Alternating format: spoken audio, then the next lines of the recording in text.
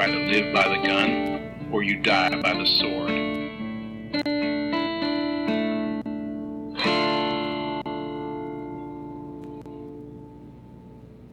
Welcome to The Good, the Bad, and the Weird. I'm Nico. And I'm Chris. And we are back in our second annual Nic Cage November. It is returned. I have been looking forward to this since we originally decided we were going to do this. Yes. Over the last year, I have acquired many more Nicolas Cage movies. We are all aware. Yes, it is. I'm getting close to about half of the movies he's ever been in. Nice. Close. But yeah, so I gave this actually quite a bit more thought than I did last year, instead of just picking Cage movies that I enjoyed. I mean, I did that this year too, but I wanted to pick more of a range of his stuff. Yeah. And so for this year, for our first episode of the month, I went with something a little more of his recent works. Yes. Something that's kind of been more in the talks lately, and it definitely was more in the spotlight. Yes. And this movie really got me into Nicolas Cage as an actor. Sure. Because this movie came out around the same time I started really doing a little bit more of a deep dive into his career.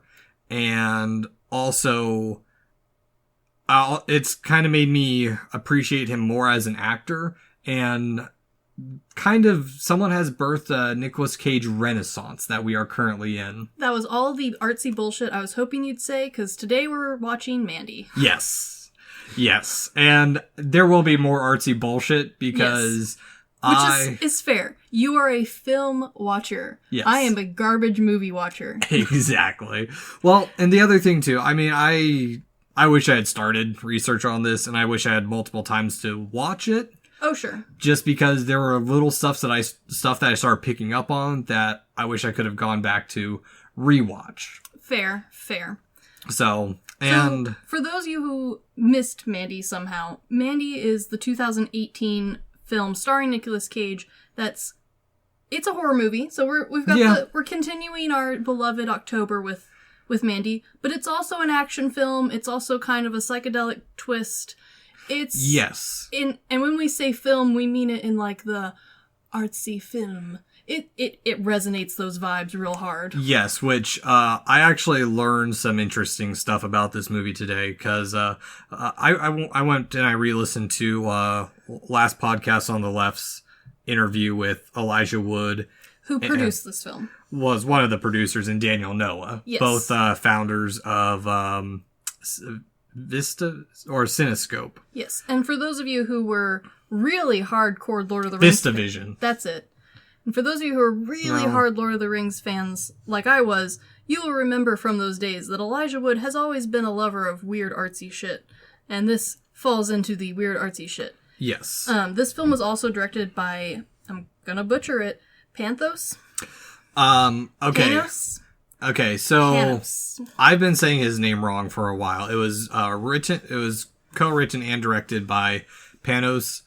I've pronounced it Cosmatos because it sounds badass, but it's actually Cosmatos. And if you're familiar with his other works, which if you're a general film watcher, probably not, but if you are into this sort of stuff, you will recognize him as the guy who did Black Rainbow. Yeah, Beyond the Black Rainbow, which I'll get into that a little bit, because I actually found a little bit of stuff behind the movie that was interesting, because also on top of that, I completely forgot that Elijah Wood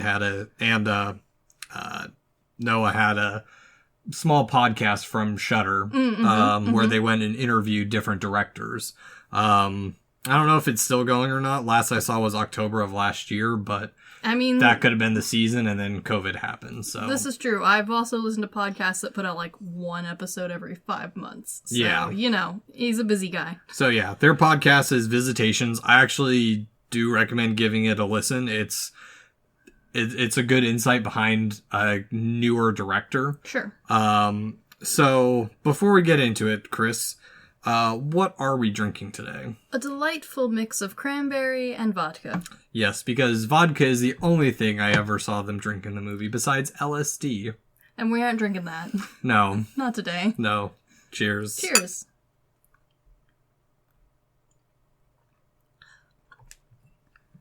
Ooh. One's a bit stronger than I thought. Mine is delightful. So, a couple things before going into it. When I was listening to the behind the scenes little featurette on the DVD, I like something that Cosmatos said. He said, "To me, the story is the least interesting part about the film.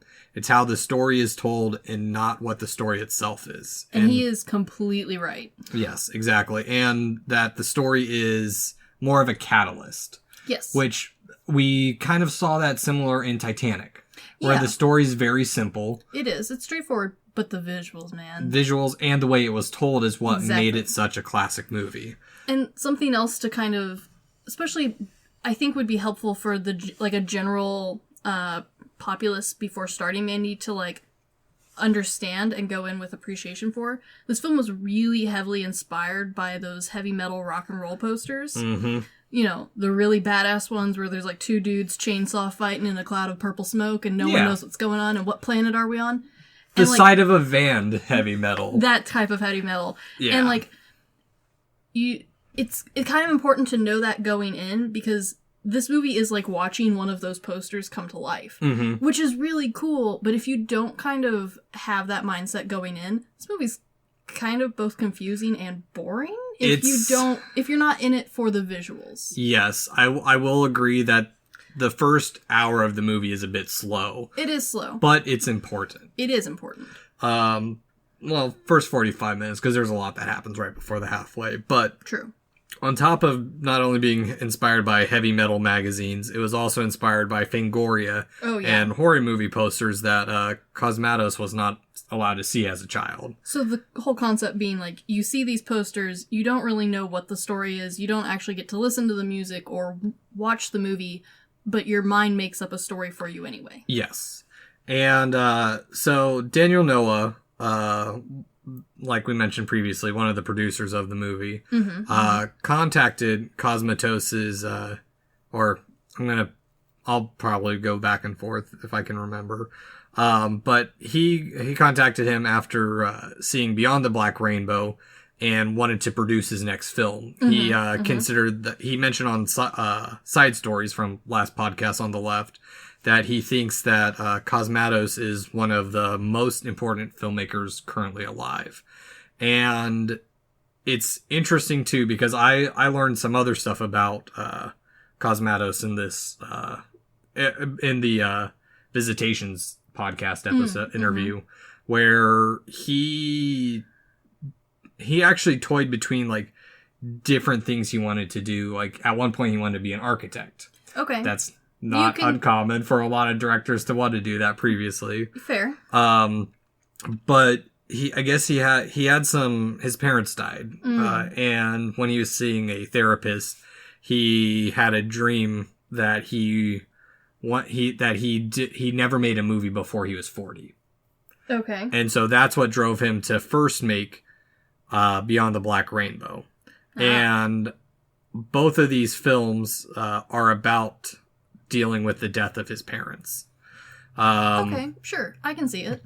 Yeah, one side little note is that Cosmatos' father, George P. Cosmatos, the Greek-Italian director, you actually know a couple of his movies. Rambo First Blood Part 2. Oh, hell yeah. And Tombstone. Another good one. Those are the only two of his I know. He has a small list of movies. Sure. So he grew up around film.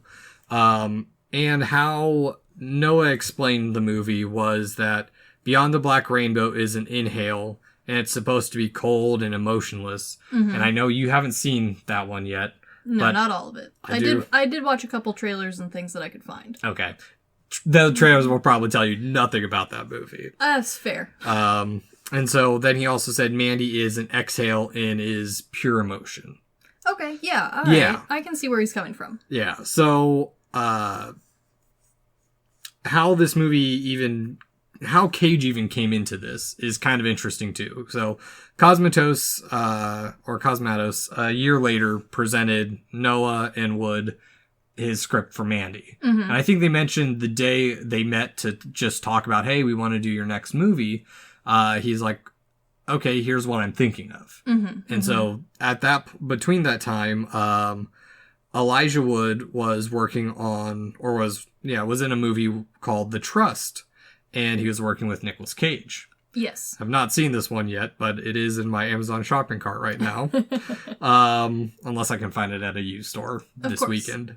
But Cage was talking to Wood and just saying, hey, you seem like you know a lot about what you're talking about. What's some up and coming interesting directors I should know about? Yeah, which we've kind of heard this is Nic Cage's MO. Like, we've heard him do this before. He wants to work with someone new. He wants to work with fresh stuff.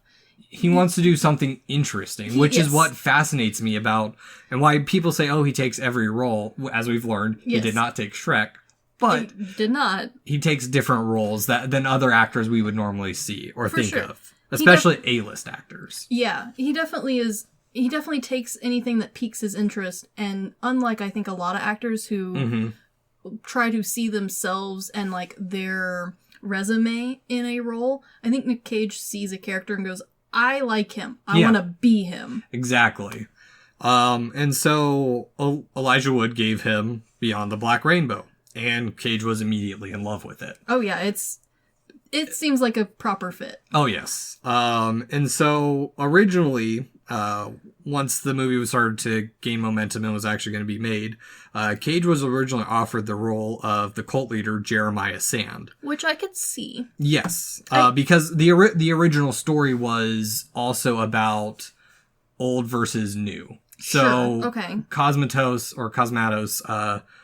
originally envisioned Red, Nicolas Cage's character, as a young man against an older cult leader. Oh, okay. So it makes a little bit more sense looking at some of the scenes, but at the same time, they've reworked it in a way where it's a much more deeper, mature love rather than just a revenge story. It is, and also it kind of plays better into the cult vibes, having...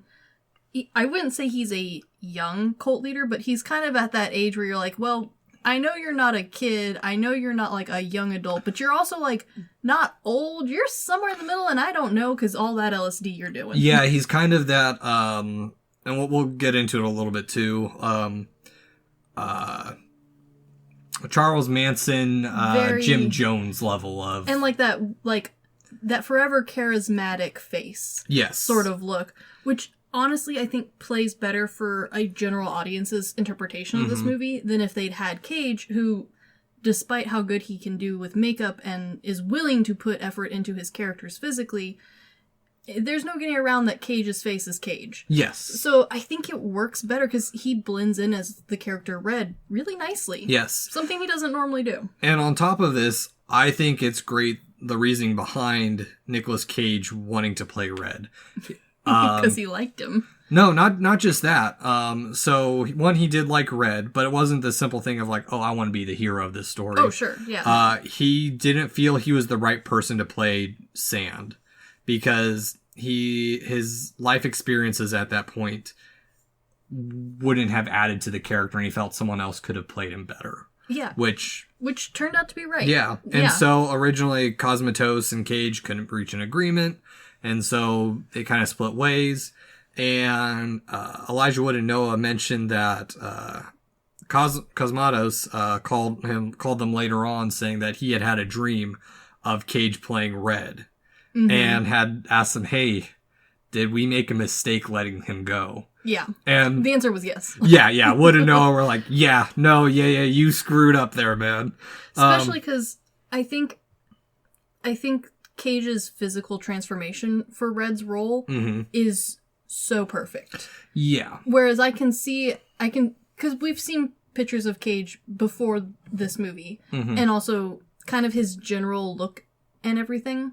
And yeah, I could see why, just from a general outgo and from his previous roles, you'd be like, no, as a director, I want you to play this guy. And it is kind of hard to listen to an experienced, especially actor like Cage, who really tries to become the role that he's playing, and not just like on film, but like kind of all the time. Well, Not as much as some actors, from what I've heard. Yes and no. I'll get into that actually in our next episode because Sure. I have a copy of the movie where Nicolas Cage has commentary.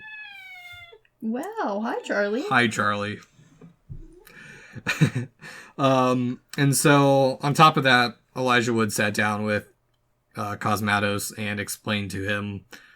They had a little bit more discussion about the film, and I think that's probably what triggered the dream itself. Sure. But another side little note is that in making these films or watching these films, because we're going to talk about Mandy, but I might reference Beyond the Black Rainbow here and there again. Sure. Cosmatos likes leaving mystery and a lack of cleanliness to his films. Sure. Which it's easy to see in Mandy. Yeah, which is great for people like us because we can speculate a lot. The speculation from this movie is phenomenal, but there is definitely some character holes, I guess, that I'll talk about later on that were a bit of a downfall for me. Yeah. As well, kind of, that might be indicative of how Nicolas Cage was able to get into his role, maybe even further, is from an interview with the UK Guardian newspaper, where apparently right before they started shooting, Nicolas Cage's 14-year marriage to Alice Kim came to a sudden end. And he said, it was a shocker for me, didn't see it coming, and those feelings had to go somewhere. So they went into my performance. Yeah. And I don't know. I'm curious how he would have turned out, or how the movie would have turned out. If I'm sure it would have still been good, but for sure, it's the energy behind it. Definitely. Yeah. And so, I mean, we went into a little bit more than we normally do on the backstory of some of these movies, but I felt it was important in order to really critically analyze and understand where some of this is coming from. I think, and I think for Mandy, and this is both a plus and a minus. It's a plus for people like you who enjoy the research are familiar enough with directors and their works and digging through that sort of stuff that this is rewarding, but cumbersome to people who just kind of want to watch a film. Yeah. But unfortunately with Mandy, you can just watch it. Definitely you can. Yes. I went into, like I do every movie I haven't seen for this podcast, I went into it completely blind and just tried to enjoy the movie for what it was. But Mandy is one of those special cases where, yeah, you can enjoy it, but you'll get more out of it if you know who's starring in it, what was happening in their life, who directed it, what their previous works were like. Yes. This is either fortunately or unfortunately very much an art movie. Yeah. And I say that as in, like, not that it's artsy, which it is, but in its own way, but more as, like, think of it as a piece of art to contemplate and look at. It's how we've talked about previously, an art house horror. Yes. Where it's loved and, well, I mean, it has its conflicts with for sure. Every movie has issues, but for someone like me who loves the horror genre in general, I love seeing these kind of movies being brought to more public light. Because from what I learned, Beyond the Black Rainbow was only shown at one film festival. Mm-hmm. All the other ones shot it down, and no one really saw it. And Noah and Wood saw it at a special screening in LA. And that's how they found out about it and immediately went to Cosmatos about it. Yeah. And so that's where Mandy got its start. Yeah. And that's the thing is Cosmatos never really started off to be a great director to begin with. He had this mindset of he just wanted to make the movies that he wanted. Sure. And even then he didn't see anything after Beyond the Black Rainbow to begin with. And I think he had Mandy at that point too, but he's one of those directors that's never set out to be like, oh, I'm going to make X, Y, or Z kind of movies. He's there to create. Exactly. Yeah. And he just wants to do something that's good for him. And if his friends like it, cool. But it's a movie that he cares about. Yeah. And that really shows. I'm actually curious because he said Stanley Kubrick has been one of his major influences as many directors. Sure. But of the directors I've seen, his style is very much uncompromised. Oh, for sure. And so I want to see what he does after this. But Anywho, enough about the backstory behind Mandy and my new love for this director. Grant, by the way, these are his only 2 movies. Yes. That's so far. So far. So how I was introduced to this movie real quick. I picked it up because I'm like, okay, cool, this seems interesting. My buddy Austin, who loves films as much as I do, maybe more, explained to me that if this movie was any more metal, it would have to have been mined from the earth. Sure, okay, alright. Yeah. And so that's my mindset of originally going into this movie. And I can see where he is coming from on that, for sure. Yeah. Yeah. There's definitely parts. If you had been here when I was watching it, there were so many fuck yeah. Because, dude, I love so much about this movie. Yes. I have edited a lot of that out of my notes, but there was a lot of fuck yeah to a lot of the shit that was happening. So how this movie starts. Yes. Like I mentioned earlier, it is a very slow starting movie. Yeah. Nothing really drastic happens until like 45 minutes into it. Sure. But I think it's crucial to setting stuff up. To start off, the movie begins flying over trees. And pine trees. Yeah. You know. Cage is chopping trees like a lumberjack. Yes. Well, he is a lumberjack, but I think Northman. Lumberjacker from Canada. No, I don't know. I only know this because of my high school. He's wearing some kind of plaid or something. He's doing the manly thing, chopping trees. Yeah. So it starts off with that, and it starts off with an opening song, Starless by King Crimson. Sure. Which originally appeared in the 1974 album Red, which is the name of Cage's character. And this movie is scattered with a bunch of little tidbits like that. It's very nice. Yeah. And so from that, he gets onto a plane. He's offered beer. He refuses. And then it cuts to his wife sitting there and drawing. Yes. And we don't know that it's his wife yet, but she's sitting there drawing like some super epic side van cover piece, which is in dope. the stupidest house ever conceived. To be... It is the dumbest house, and you cannot argue with me If I remember right, the set director said this house wouldn't work. No, it would not be allowed. But they built it from scratch. They did. And to be fair to the house and to the art, I have seen houses built like this, where the entire house is built out of found and old windows. Floor to ceiling, all found old windows, all stacked on top of each other to create a cabin-esque style home, but it's all glass, which you could take to be a metaphor in some way, I'm sure, but honestly, it just really looks cool. Yeah. I mean, yeah. Yeah. And so I've seen buildings like this before, and I even Googled it to see if it was one of the ones I had studied previously, because he's not the first person to think of putting found things on top of each other. Yeah. No, this is an original idea for this movie, but it does look very similar to these other ones. Granted, I'm not sure anyone lives in the other examples. No. At least not full-time like this couple does. But you know what? Good on them for being ballsy enough to put their bedroom in a glass atrium. Well, it's very vacation cabin-y feeling. It is, and I think that's also a bit... part of the like beauty here is, for the most part, the settings to this movie aren't super impactful. Yeah. I mean, they're visually important, but like... It could be anywhere in the northern coasts. I know exactly where it takes place in. He did a very good job with this, and especially for the time period, too. But I don't know. I think it's funny that you mentioned looking up if it was a real building or not, because that's kind of indicative of what we do. Because we watch a movie and it's like, oh, I know that building. I know that building. Or like if you're watching an anime and there's like a bridge or a building that's not in Tokyo that we know is in New York. Yes, we are terrible. Architects are terrible to watch, especially action movies with a lot of skyline views. Because if you have photoshopped any building in there, we know. We are very aware. Well, what's that? What's that Jackie Chan movie where he's supposed to be in like California, but it's clearly Denver because there's mountains?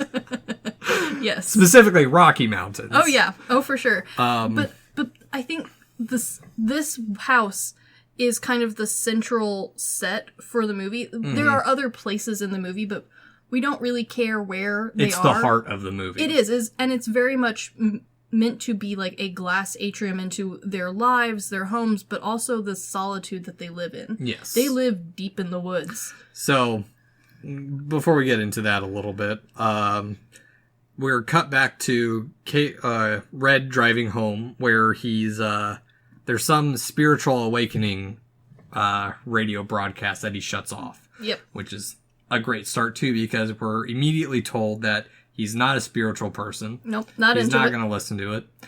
I've listened to some batshit crazy stuff here in Arkansas. Oh, it's out there if you so care to tune in.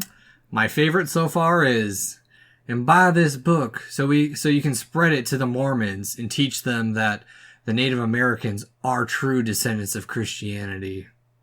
Wow. Yeah. You know what? Whatever floats your goat. Yeah, whatever. So at this point, we also, sorry to cut you off. No, you're good.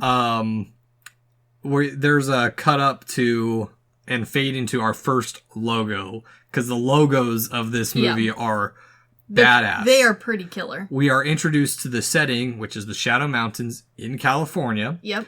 In 1983. Yep. And I looked it up because, one, I don't know California geography. Sure. And it's just north of Los Angeles. Yes.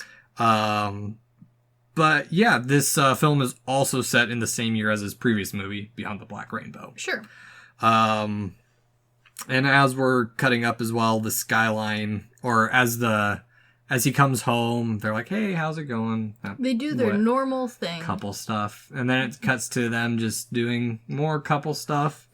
The movie at this point is really trying to solidify that despite clearly having their own issues with both Red and with Mandy, they both really do love and care for each other very deeply, like almost to the point of like the perfect couple. Mm-hmm. Not in like the sense of like they are both perfect people and came together, but like they are perfect for each other. They're soulmates. Exactly. And so we're also given a little bit of taste of, Red is a hardworking guy, but he's had some past.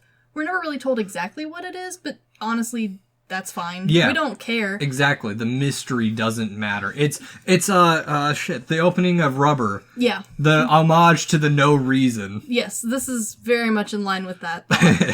And we're given a little bit more about Mandy, but just enough for you to kind of be involved in her. Yeah. Mostly because we don't get to see her work a whole lot at the beginning. We get more of Red visually and more storytelling from Mandy, but yeah, and we know from these interactions that she is very spiritual, and he goes along with it even though he's not super spiritual, because he also mentions that like when they're having their pillow talk, she's asking, "Oh, if I was a planet, I would be Jupiter." Jupiter. Because of the eternal storm or whatever. Mm-hmm. And he says a planet, I think he says Mars initially, and then he changes it to Galactus. Which is kind of funny because at first you're like, oh, it's a funny joke. And my husband made the delightful, because Galactus isn't a planet. It's a planet eating. She says that too. Yeah, it's a planet eating system. And my delightful husband made the killer joke of the moment. He had to pause the movie for it and everything. He goes, it eats Uranus. My mind was going in that direction, but not that childish. He had to pause the movie to tell me this joke.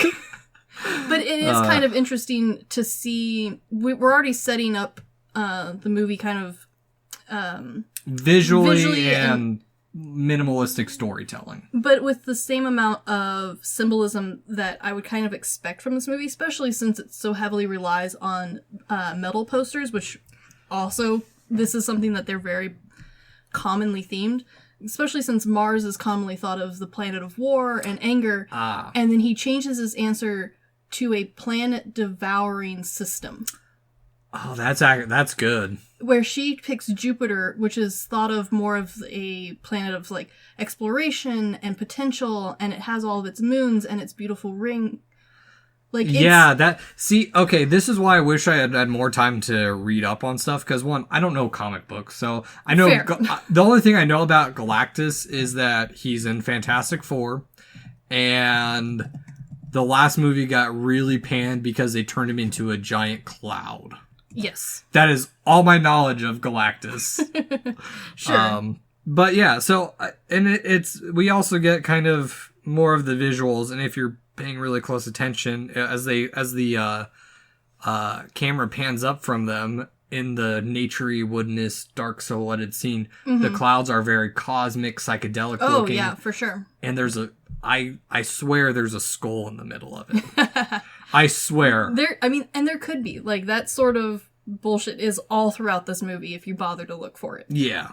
And so we got more scenes of them being a couple. Adorable. And then we get we get a dream sequence of her walking through the woods and finding a dead doe or fawn or something. Yeah, she finds the dead deer. Yeah. But then we have kind of the Silence of the Lambs story where she's talking about the starlings. Yeah, which is kind of... This whole story is there to show that Mandy has had a rough past. Her loving Red really means something to her. Like, this is an important relationship to her. That she's had her trust and hope broken before. Are the starlings still crying, Mandy? Yes. And it's one of those things where, again, if you felt like it, you could pick that story apart for its symbolism, but at the same time, you don't need to.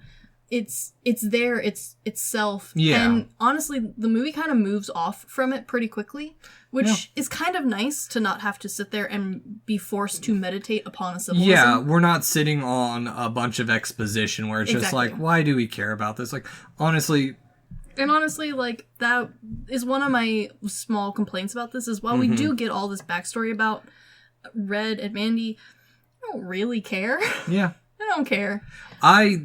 I do a little bit just because I love character development. Sure.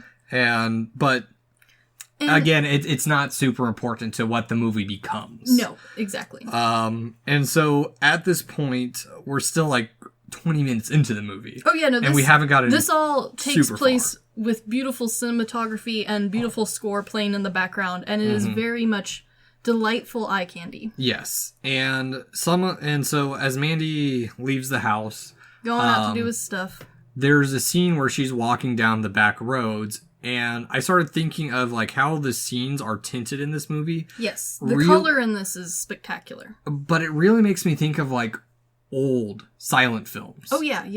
But where it was more, they had more control on the tinting rather than like you have 3 colors to choose from. It felt to me like the color palette from those old, really big, chunky home VHS recorders, but without the graininess of it. It felt clean and crisp, but the colors all felt just a little bit too dark, a little bit too deep, and or it's completely washed in a specific color. Exactly. But it adds to the style of the movie. It really does, and it also kind of helps break up the movie visually, because the first half of this movie all kind of has that almost monotone feel to it.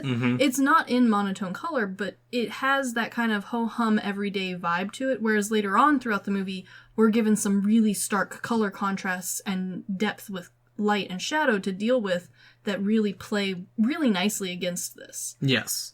And at this point, as she's walking down the back roads, we are introduced to our main antagonist of the movie. The little shit.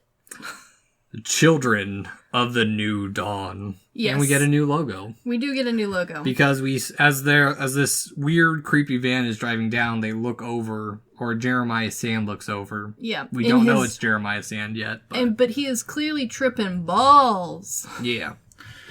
But yeah, it's...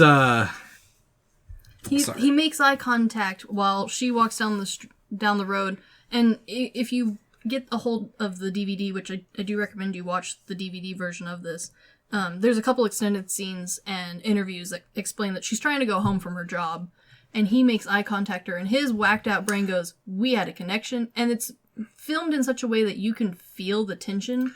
Yeah. Between her just kind of doing her own thing and him making this into a whole moment. Or she's just going to her job. Exactly. See, I generally have tried to stay away from extended scenes. I'm glad you watched them because I completely forgot to watch them. But also, I don't normally do it because I don't want the what if portion of the movie. Oh, if you added this scene or not. I want the movie to be itself kind of thing. And honestly, with Mandy, it's one of the few movies that like the extended scenes don't add a what if. All they really add is it's mostly fluff to Mandy and Red's relationship. Yeah. Which is nice, because if you were really, like, hurting for getting a grasp on who they were as people, the extended scenes would help a lot with that. Okay. But it's not changing any... You're not gaining any knowledge or losing any knowledge. It's just a little extra background information. Honestly, all it is like, you can tell that it's well done, it's well thought out and seen, but it's not adding anything. It would have just made the time longer, if anything. Okay, so it's like the, I haven't seen the director's cut of it, but Enter the Void, where it's just a bunch of extra trippy scenes. Yes, it is exactly like that. So, at this point, we cut to the Children of the New Dawn chilling out in their hideout.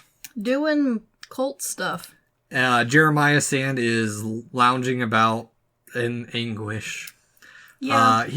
At this point, this really defines how much of a little shit he is. He really is. Oh, God. He feels like a cult leader at the end of his prime. The way he talks and the way he demands reminds me of Jim Jones so much. It does, yes. And I despise Jim Jones so fucking much. And the other thing that kind of helps solidify him as a little shit to the audience, not just as like a cult leader, but like you said, a cult leader who feels like he's lost a bit of his prime. Yeah. Is his following's pretty small. They all fit in one van pretty comfortably, but he's still demanding the attention and babying and coddling that I think he would have probably gotten if he had like 30 people following him. Yeah, and he's still being followed by his most devoted. Oh yeah, these are like the most brainwashed group of, I think there's 4 or 5 of them, maybe 6 at most.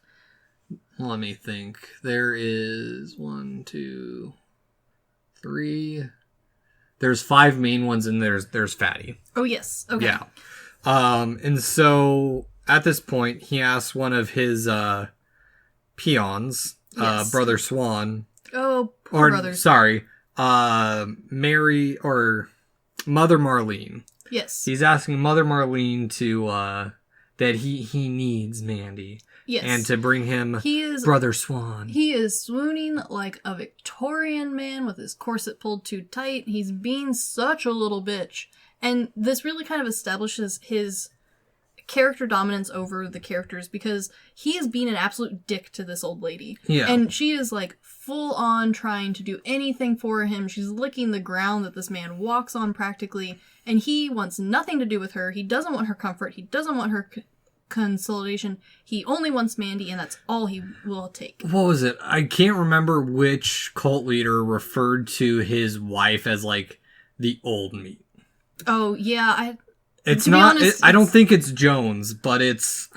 There was one who got married very young and then immediately regretted it, and just kind of refused to divorce her though. Or she refused to divorce him. I can't remember which. Yeah, I can't remember. But yeah, it's that feeling of she's there, she's still devoted, but he doesn't give a shit. Oh, he gives no shits about any of them. He only wants Mandy. And so he gets Brother Swan to come over, and he hands him the horn of Abraxas, which is just a stone ocarina, which is still dope as shit. It's still dope as shit. However, my dear husband pointed out that this is the most bullshit thing in this whole movie. And that includes all of the LSD tripping. Why is that? Because this stone ocarina is made out of lava stone, which has a bunch of fucking holes in it. Yeah. And my dear husband would like to remind you that that's not how instruments work. I mean, technically but it sounds badass. Technically, all instruments are just tubes or something of some kind with a bunch of holes in them. Yeah, but usually you want to be in control of where the holes are. Yes, exactly. And these people are just blowing all lava rock. Yeah. And so this started me down the rabbit hole of, I wish I had started research sooner again. Sure.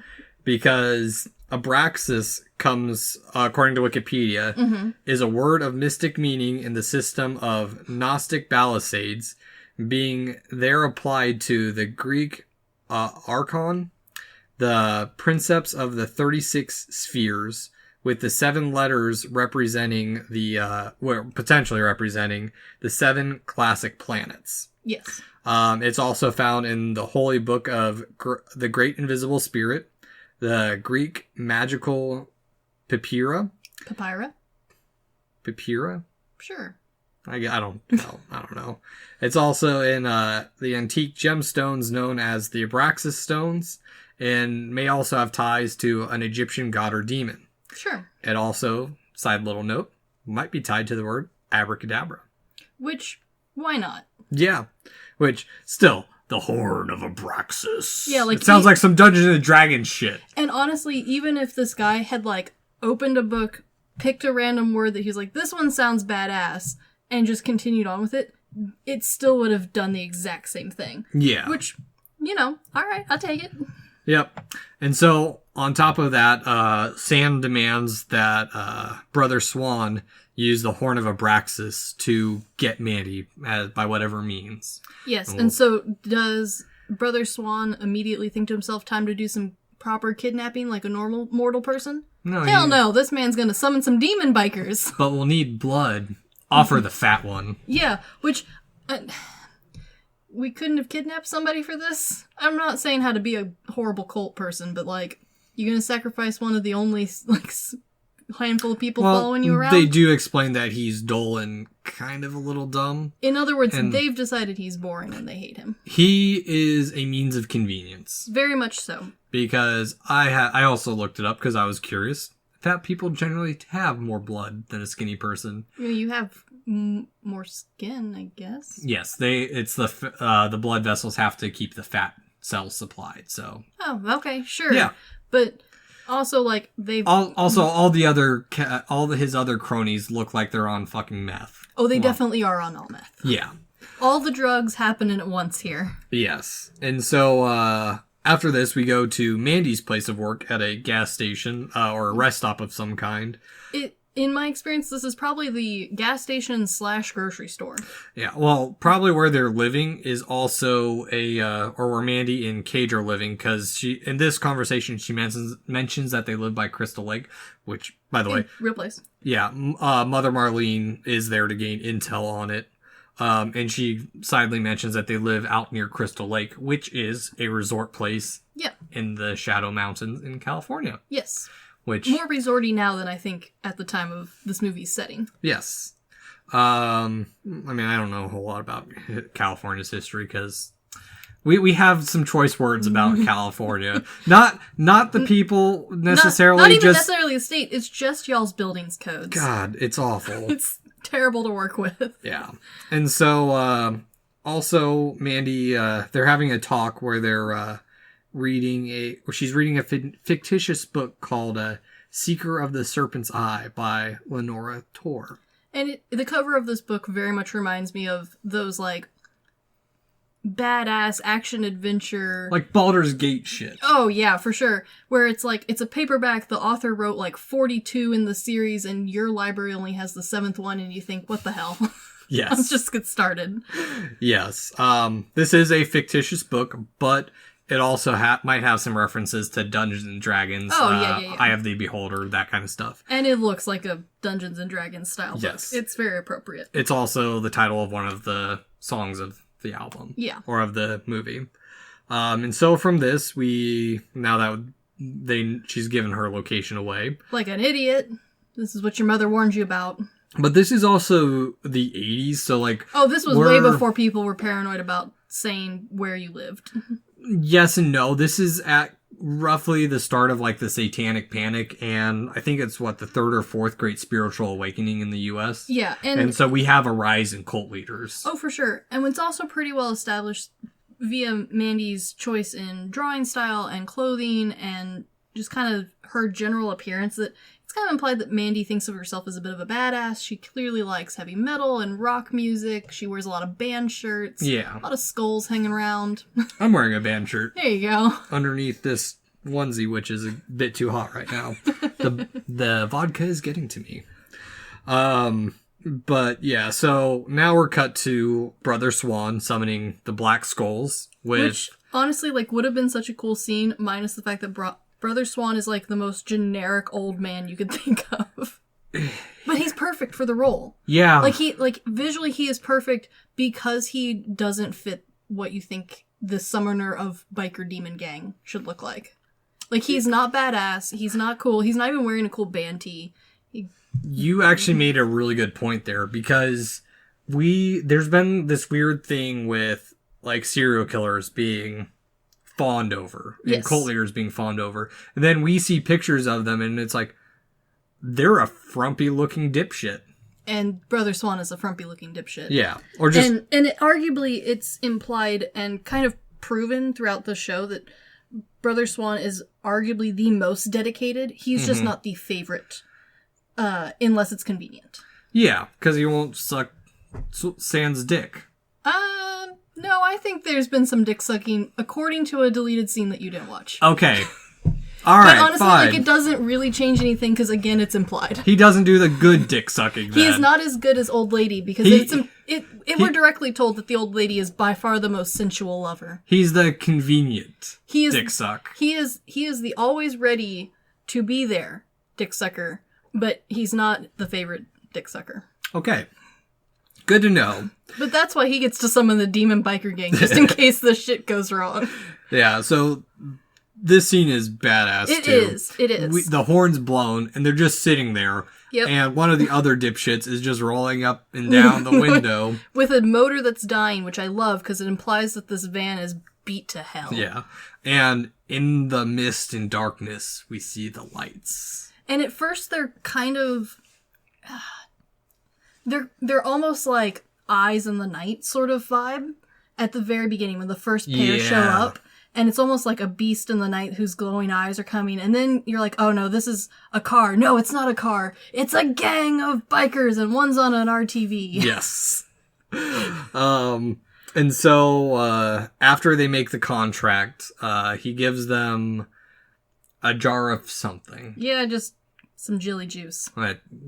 One of them licks a little bit of and then cuts him. Yes. And he says, blood for blood. And he's like, but first. And then we cut to Mandy and Red watching some cheesy sci-fi movie. You know, like you do.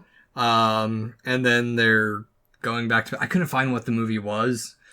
I couldn't figure out what it was. Yeah, either. it was And I've too seen quick. most of the sci-fi shit. So Yeah, exactly. I think this is probably a not real movie, unfortunately. Okay. And so they're in bed, and while they're in bed... Doing cuddle cutesy shit. We're just sleeping. Cuddle cutesy shit. The Black Skulls descend upon them. They incapacitate Red. Black Skulls are the badass name of the badass, weird biker gang of demons / We'll people get into from that. Pinhead. Yes. Pinhead if there was even more leather. Even more leather. Hellraiser. Oh, yes. Yeah. But as they knock out Red, yeah, just beat the shit out of him. we see Fat Boy taken away into the darkness. Nom nom nom. Which got me thinking, how much blood can he have? A lot. A lot. Enough. Yeah. And so we cut to Mandy, Mother Marlene, and Sister Lucy having a woman-to-woman talk where Mother Marlene is saying, I don't see what he sees in you. You're just nothing. Because she's been the favorite for this whole time. She is the #1 dick sucker. And she is proud of it, damn it. Yes. And so they've got Mandy, they've got her tied up. The other girl throughout this whole thing, she spins it being complacent, for sure. Yes. But at no point does she seem to be enjoying her time with the cult. She is definitely one of those newer cult members who... Or she's finally broken some spell and she's like, I made a mistake. But she's too invested to Oh leave. yeah, no, they would definitely kill her if she tried to leave. And she knows it. And so she's going to play along with it. But I like that that dynamic is there. Yeah. Because if she had been more like all the rest of them, she wouldn't have mattered to me. I wouldn't have bothered to remember her at all. No. But because she clearly doesn't want to be there, but is still participating actively, you kind of remember her a little bit better. Yeah, or she's one of the people who's just drugged all the time and for sure. Not completely there. And speaking of drugs, time for more. Yeah, Mandy gets drugged with LSD and the venom of a gigantic black wasp, fucking wasp. which the Wikipedia article linked to, the tarantula hawk wasp, which one of those. Its sting is second to the bullet ant. Yes. In the Schmidt Sting Pain Index. Yes, which means it hurts. It hurts a lot, and they stab her in the neck with it. The only part I'm a little confused about is they keep it in a jar, like in formaldehyde. So is it dead? It's drugged out of its mind. Is it also on LSD? Hey.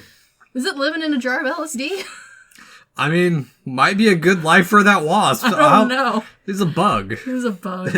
A very big bug. Yeah. And so we get to what's one of my favorite scenes in this movie. It is a good scene. The first scene of the movie that really like, oh shit, this is awesome. This is the start of the end of the movie. One could say. Yeah, it's definitely the... This is where our art style changes. It's the end of the first act. Definitely. It's the start of that. So, Sand begins to try and seduce Mandy. and like the true cult leader he is, he plays his own fucking music to her. Exactly. It's very Manson-like vibes where we learn that he has a failed music career. And not failed according to him. Nobody else liked it. Yes. And he's trying to explain his great vision to her and that God told him he can have whatever he wants. Exactly. Which, like the little child he is. Yeah. If you haven't listened to it, Charles Manson's music's not that bad. No, but it also wasn't that good. No, Which is why he didn't get any labels. And this guy's music plays more heavily on the bad part than the almost okay. Because the vibe to it's not bad. The folk part of it isn't terrible. But the lyrics to it are meant to be like purposefully like, really, dude, this is the shit you're into? Okay. All right. So the song he's playing in that scene is called Amulet of the Weeping Maze. Yes. And it was actually released on Bandcamp and was a bestseller shortly before the film's release. I mean, the music's about his not necessarily mythos, but his ideology. Oh, for sure. And the little bit of the lyrics that you catch really solidify that to you. The lyrics spend a lot of time talking about how if you're a dude, you get whatever you want. Everyone else should really enjoy it and be happy and grateful that you are the awesome one. Get excited. Totally. And and he does a cute little dance just like Manson. Well, yeah. Yeah. It's not cute. It's gross old man dance, but yeah. He's got a robe on, and then he decides he's not going to have a robe on. Well, we'll get into that a little bit. So this also actually makes me think of a little bit of American Psycho, where it's like, have you heard Huey Lewis in the Blues? Or whatever the fuck that band's name is? For sure. Side question. Yes. As a woman, does serenading work for you? It depends heavily. It depends very heavily. So, for example, I think if Sand was a real person trying to serenade Mandy, I would recommend to him to maybe take stock of her as a person and, like, her interests. She's clearly into nerdy shit. She's reading a D&D book, for Christ's sake. She's an artist, and she only seems to possess band t-shirts of heavy metal. I don't think pop folk is her style. If he and his entire LSD tripping group had turned into like a heavy metal band and started performing, maybe it would have worked. But no, he went full hippie on her. Okay. And so part of the scene I really love too, because as he's explaining shit to him, like this scene, when I first watched it, felt off to me. Yes. Because as he's talking, I was sitting there, I was watching his face, and the words were coming out, but the mouth wasn't moving. Yes. And it's because his and Mandy's face have melded together, and it keeps doing this weird, like, in and out of who's more in control in the image, and god damn is it good. It's really good, and it also really helps remind the audience that both parties here are tripping hard, because it does... Yeah. It does... And we talked about this a little bit with our other cult movie that we watched, Midsummer. Where visually trying to portray being whacked out on fill-in drug of choice or alcohol here is kind of a hard thing to do. Yeah. Especially to do it well enough where the audience gets the sense of being uneasy, things aren't looking and sounding right, but also still getting your story across without just having lights and colors flash before the audience is really hard to do. And I think Mandy does...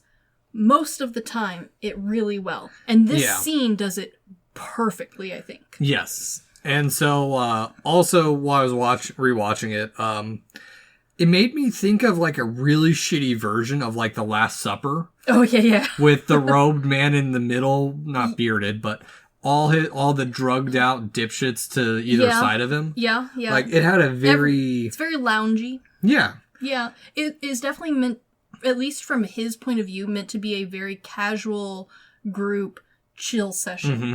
And from her point of view, as she soon makes pretty clear, she thinks they're dumb as fuck. Yeah.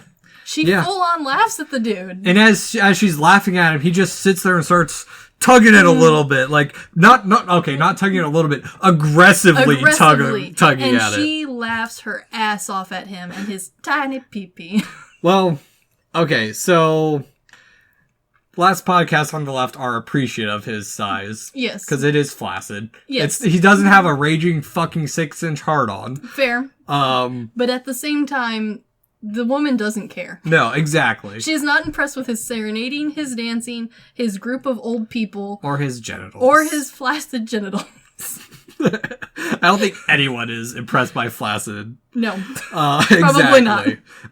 Side note, he was actually written to have a small penis. That makes sense. But probably would have been a little bit too far. Yes. Would have been a little bit more caricature. Exactly. Also, the actor of it, whose name I can't think of off the top of my head and I did not write down. Yes. But I know who you mean. He's very into character acting. I give him kudos for this because he originally declined to do full frontal nudity.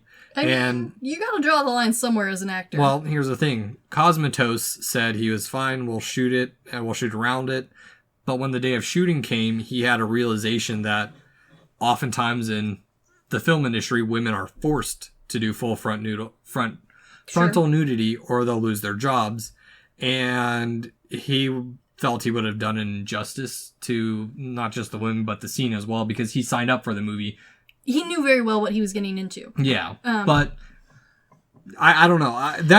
Honestly, that takes a lot of props to have your junk out. It does. Well, at least in an American movie, I guess. Very much an American movie. And honestly, I give him props because, it takes a lot of guts. And, there's always the argument, well, you're an actor, and especially for this movie, this is an art piece, and junk in art is not a new concept. I mean, I've been to Italy.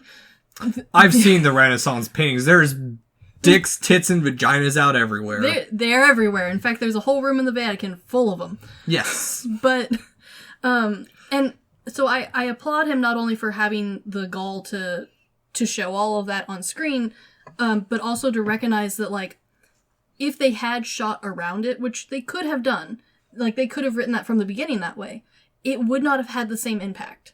Yeah. Because Linus Roach is his name. Yes. Yeah. And it would not have had the same impact because the audience, the amount of awkward full frontal vision is now from Mandy's point of view. It's not from his tripping point of view. It's still tripping. Yeah. But Mandy's clearly not impressed. She doesn't care, and she thinks him funny. It's very much a look into the fragility of the male ego. Yes. And I applaud them. I applaud him for doing this because if they had tried to film around it, the imagination could have taken over as to what she was being forced to watch. And it could have implied either he's better looking or worse looking than what was actually presented, which was a very average dude in a bathrobe tripping hard pretending to be Jesus. Exactly. And that's the thing is he has this God complex of women just want me. Yeah, why don't you instantly desire this? And she's like, no, you look so average, get out of here. It also shows what a fucking crybaby piece of shit Jeremiah Sand is. And it does so in a way that I don't think if they had tried to shoot around it, it could have portrayed. And I don't usually take the nudity scenes with a whole lot of appreciation. I don't mind a nudity scene. Yeah. But 9 times out of 10, it's just so you can get some eye candy or get a good visual boob and get a shot in. Yeah. But for this one, it did actually serve a purpose storytelling-wise, and I applaud that. This wasn't just to have nudity for the sake of it. Yeah. And I think it might have been a little bit more impressive if you had a micro penis. It would have been, but at the same time, just her reaction matches so well with what the audience truly gets to watch, because he also, from certain angles, from his tripping, the bathrobe almost feels, like you said, like Jesus' robes at the Last Supper. And then when you see him in his full glory, robe open and everything, you're like, that is a bathrobe that you stole from the Hilton. fucking hippie. And so now we learn what Mandy's mocking has done to his stupid little ego. Yes. Broken the man. The man is in tatters. Yeah, this is how fragile he is. Yeah. One specific woman has broken him. Yes, by laughing at him. I mean... while on a trip. We've seen that in other serial killers. Oh, for sure. For sure. It's on character. But we are now brought out to where Red has been this whole time. Where he is tied up and gagged with barbed wire. Yes. Which honestly kind of goes back to the whole cult vibe, because the barbed wire feels very much Crown of Thorns-esque. I was going to get into that. Yeah, his being tied up and the torture that they put him through, while not a direct visual inspiration, definitely brings about the same imagery. Yes, it has very familiar vibes. Sacrificial feel to it. Yeah, and so Sand comes to confront Red about his and Mandy's love, and that his love is not as strong, and he shows... It's such like a high school romance, like... but fanfic style thought process that Sans has, where like, you think your love is better than everything? Well, what if I kill her? Well, and it also just shows how fucking terrifying and a maniac he is, because... Oh yeah, because he spent all this time trying to get her. He summoned demons to get her. Well, he also forces Sister Lucy to play Russian roulette, and just how fucking terrifying is that? Oh yeah, and this is the little girl who clearly doesn't want to be here, but she can't do anything about it, and she's also clearly done this before. It's the same shit we saw in Jim Jones with the White Knights, where he had them test, hey, they're coming for us, we need to drink this, and then they drank it, and it's like, that was a test. Yeah, it's that same fucking psychosis. Oh yeah, no, it's very much prepping your crew to kill themselves for you. Exactly. And so at this point, Sand stabs Cage with the tainted blade of the pale knight of the abyssal lair. Which sounds so metal and badass. It's nothing special. Until you find out it's a reference to Dungeons and Dragons, where the pale knight is the mother of demon and an abyssal lord. Also, nerd. Exactly. But still fucking badass. It is. We say nerd, but we're into this shit. Oh, no, for sure. But the whole thing that this reminds me of was he either is secretly a giant nerd, but he can't show that he's a nerd. Mm-hmm. He'd lose following. Or he got all his naming conventions from like a kid he bullied in high school. Yeah. And so this part where he stabs him reminds me of a reversal, because I looked up the Spear of Destiny, because it's like immediately what I thought of, and I couldn't remember what side he got stabbed on. It's the other side that he stabs him on, which is kind of like a perversion of iconography. Okay, sure. And religious symbology. And that's where I thought of, the barbed wire gag is like his crown of thorns. Sure. Yeah. Again, I wish I had more time to go into like I had done more research into like the symbology of the movie and written more notes as it went along, because there's a lot. There is a lot, but also I think part of the brilliance of Mandy is there is so much, and because it overlaps with pop culture references, and not just like well-known ones, but like Dungeons and Dragons level nerd shit. Yeah, and Pale Knight, I had to do a fair amount of digging, because I spent a little bit of yesterday evening trying to like, okay, what the fuck is this? Because this has to be something. This isn't just I mean, kudos if it was a creative name, but I found the Dungeons and Dragons shit, which cool. But like at the same time, it has just enough different forms of religious symbolism, and there's not just traditional Catholicism symbolism. Yeah, like, there's definitely other ones that you could see pulled from. Which a lot of cult leaders do. They pull from a lot of different places, so that way they are the only one who know the answers and the truth. Exactly. It's like H.H. Holmes when he built the murder mansion, where he's the only one who knew the plans. He was the great architect. Yes. And because of that, it kind of helps a little bit not knowing all of it, going in and watching it the first time, especially for, I think, a general film enthusiast watching this movie, because you're capable of picking out the parts that you know. Yeah. And there's so much of it in there that you're not going to feel like you missed something. You're just going to be like, oh, that's this thing. Whereas someone else would see it and go, oh, no, that's this thing, nerd. Yeah.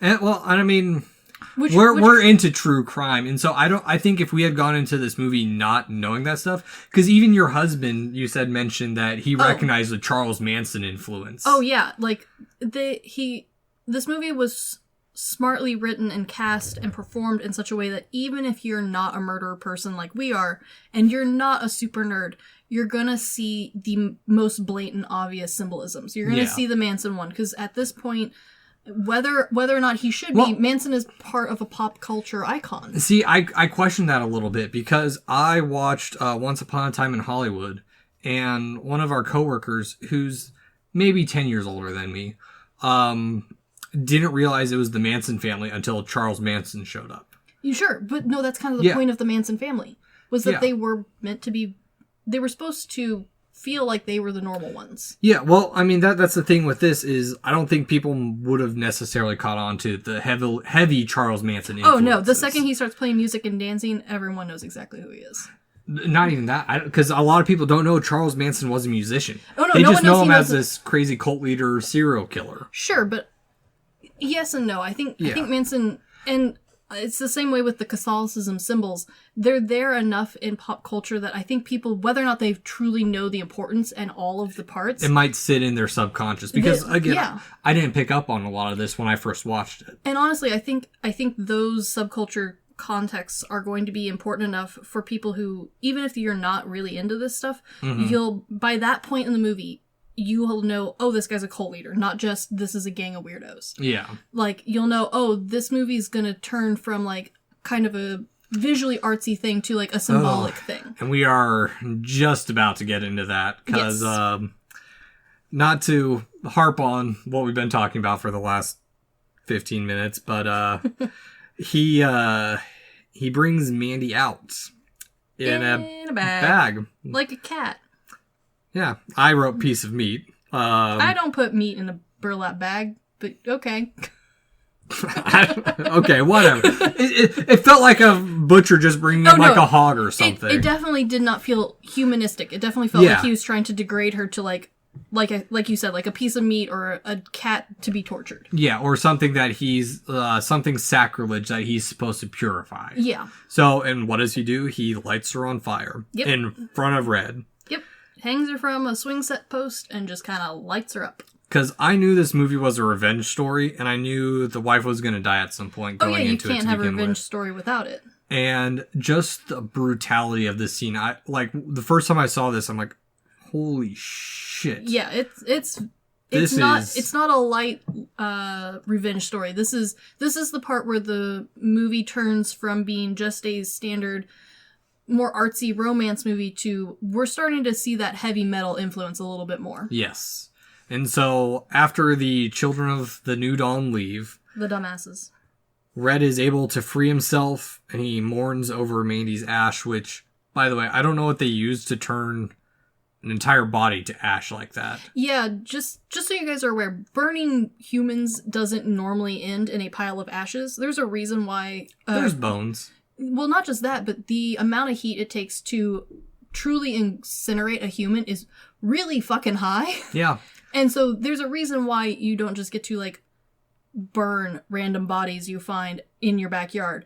It's really, like, the amount of heat you need is really high. Yeah, I think on Halloween I listened to, or I watched Ask a Mortician's history of the first crematorium. She does a wonderful job explaining it and also doing a delicate job of explaining why we have different rules. There's a bunch of videos on it. I highly recommend it if you're interested in the proper way of getting rid of a body. We sound like fucking serial killers. We do, but you know what? I swear it's just for research purposes. Yes. And so after Red has mourned a little bit, he returns to his house where he looks at his TV and sees the worst thing on this planet. My favorite icon from this movie. This is terrible. But by the way, this is going to be the logo for the episode. Of course it is. He sees a commercial, which is done in the style of the 80s and 90s commercials. We saw this style with Campbell's Soup, with our own mac and cheese brands, Oreos, Twizzlers, Slim Jims, this nightmare fuel called the Cheddar Goblin. Cheddar Goblin, mac and cheese. The frick is a cheddar goblin? Disgustingly cheesy. It is, in fact, disgustingly cheesy. Cheddar goblin is a goblin which, in true 80s style, has stolen the children's mac and cheese. They scold him, and he barfs mac and cheese, not even into their bowl, just everywhere. What was your husband's reaction to this? Because he was looking through my Inktober at our Halloween party. We got to this point, and he went, "Oh, this is the cheddar goblin." Of course, this is Nico's favorite part. Yes, or one of them. And honestly, the tone shift here, I really like, though, because this is a commercial, and it's got the full loudness, the color, the insanity of an 80s and 90s commercial. Well, it's kind of like what we talked about in Tokyo Gore Police. Yes, where it acts exactly the same. Where we just had this horrible moment, and we need that little bit of happiness. It's unlike Tokyo Gore Police, where it resets the audience's mind. In this movie, I think what it truly does is it snaps the audience and Red into being like, fuck this shit. It's time to go murder some bitches. You have seen the person who directed that commercial's other work. Well, other work that I know of. Uh-huh. They directed Adult Swim short, Too Many Cooks. Oh, no. My husband loves Too Many Cooks. It's hilarious. It's just, warning, there's too many cooks. There's too many cooks. It's so stupid. It's so dumb. It's very SNL-y. And from that we get to what is probably my favorite scene in the movie, and one of probably the best performances by Nicolas Cage in this movie, and any movie. He goes into his bathroom in his tiger shirt and underwear. Whitey tighties. Whitey tighties. He's got the bulge and everything. They're hiked up real high. He starts screaming in the bathroom. Yes. He pulls a bottle of vodka from God knows where. I don't know. Why is there vodka in your bathroom? Exactly. You know what? For reasons. And he just sits there and just starts fucking screaming, yelling on the toilet. Yes. And chugging vodka. And it is just such it's a very powerful scene. Yeah, it really is. And this is the only part of the extended scenes that add anything at all to the movie. Mm-hmm. It's not this scene specifically, but an earlier scene where it's blatantly addressed that Red is a recovering alcoholic. Okay. And so the vodka in the bathroom, while doesn't make necessarily sense to us as standard people, is probably him hiding it from himself. Well, okay, that explains why it's in the bathroom. Yeah, because he's keeping it there in case. It's his emergency stash, and goddammit, this is an emergency. Okay, that makes much more sense with that. Okay, and you don't need that blatantly explained to you, especially if you're like us and you want to overthink things. You could easily come to the conclusion that Red is either not super into alcohol because he refuses the beer, and we don't see him drink anything else throughout the movie. That explains why he... that's a nice little hint, though, because he refuses the beer at the beginning, and so we can imply we don't need that extra scene. Yeah, you don't need that scene at all. But if especially if you're not a serial movie detective like we are, that extra scene is a nice little touch for you to be like, this is this man's snapping point. See, I might start watching deleted or extended scenes now, because it's more, from what you're telling me about this movie, it's more of a refinement of the movie, of how he's been talking about and doing so much stuff to explain stuff but not explain it at the same time. Again, going back to he likes the mystery and not having a quote-unquote clean film. Yes, and I think most films, I think you're justified in not watching the extended scenes. Yeah. But with Mandy, especially if, like I said, if you're not really into detectiving all of this bits together, or if you were looking for a little bit clearer character development, the extended scenes really do that for this one. Okay. Yeah, and honestly, this, for me, like, Cage was fine in the movie, and then this scene happened, and it... Honestly, this is one of my favorite roles Cage has played in a long time. Yes. He fits the role really nicely, and his passion and his... His anguish feel very... Oh, hi. And also knowing that his wife left him right before filming this. Yeah, and then on top of that, Cage normally feels like too volatile of an actor for a lot of the films he is in, and that's why a lot of people think of him as kind of an over-the-top character actor, is because the films that he's in don't necessarily match him and his style, you know what I mean? But they do at the same time. They do, whereas this one meets him head on with... Wow, that was a loud one. Shush.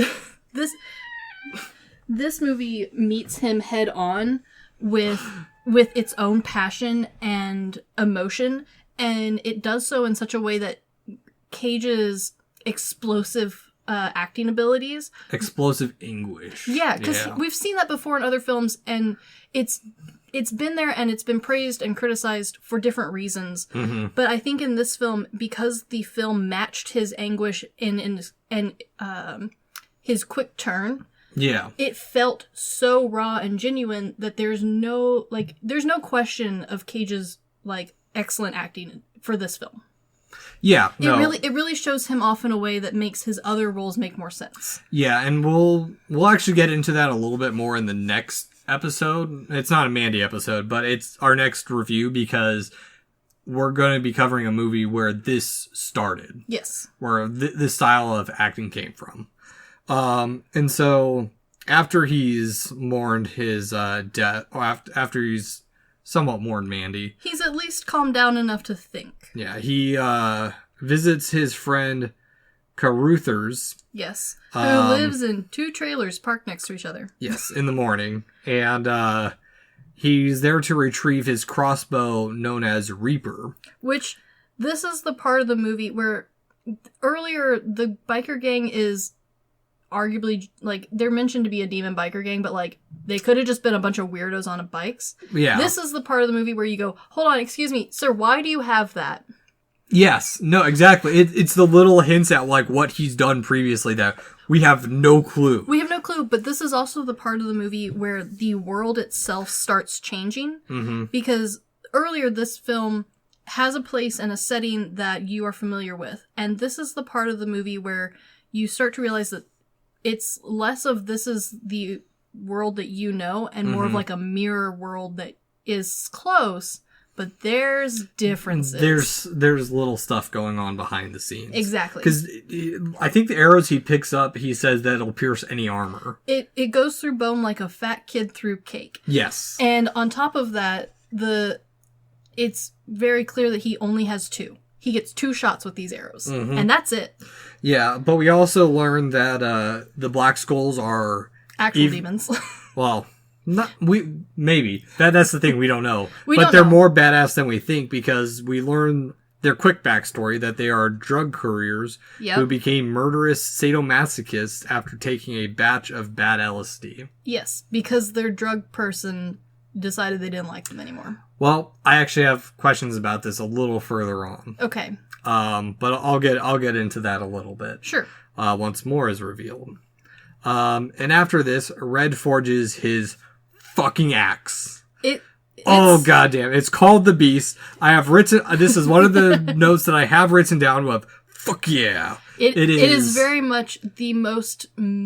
With the exception of the logos, this axe is the most heavy metal thing in the movie. No, it's more heavy metal than you think. True. It's based off of a heavy metal band's logo. The Celtic Cross or Celtic Frost logo. It's supposed to represent the F from their logo, which is dope. I thought it was the T. It's either the T or the F. Whatever. It's still a badass axe. It's still badass. It is a solid steel axe. Yes. And I hate myself a little bit because I found out there was a scale prop that was released a year ago. How much is it? It's $300 and it's sold out. Oh, bummer. The 300 with the wall mounting piece. Because I would so love to have something like that. It's really dope looking axe. This is the part of the movie though that my husband started to slip because he's taken an interest in forging things. He hasn't gotten to do it himself. We don't have access to a forge just yet.